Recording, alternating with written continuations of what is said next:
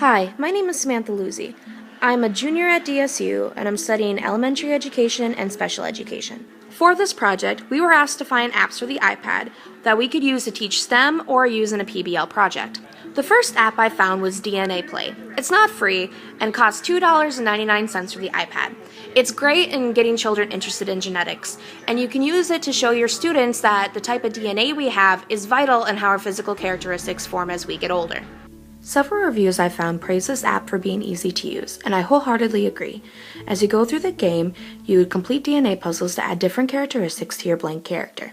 Once you're done completing your monster, different things come onto the sidebar or in the background for your monster to interact with. For instance, a spider or a skateboard shown here.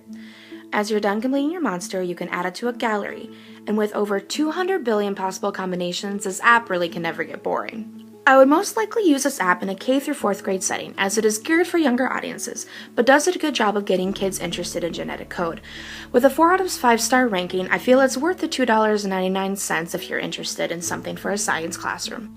The second app I chose was Civilization Revolution. This app is not actually an education app, but I feel it could be used in more of a PBL setting. The goal of this game is to become the greatest civilization in the world, and you do this first by choosing a leader in a civilization.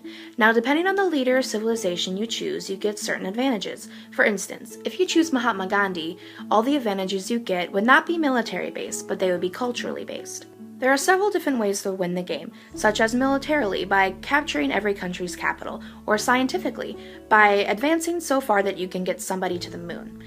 As you go through the game, you discover different advantages pertaining to how you want to win the game. For instance, if you go scientifically, you will eventually discover something called the Manhattan Project. You can also achieve different advantages in the game, such as great people, like Madame Curie, or wonders of the world, like the Hanging Gardens of Babylon.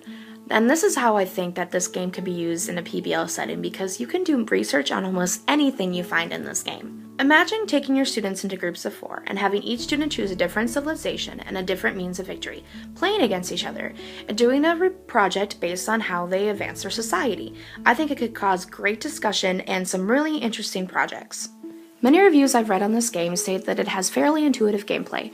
With 4 out of 5 stars and a multitude of different uses in a classroom, I feel that the $6.99 to buy the app is a worthwhile price. I feel that both DNA Play and Civilization Revolution could be used across a variety of different ages, and while DNA Play is slightly more focused than Civilization Revolution, they both could be used in very interesting ways in a classroom.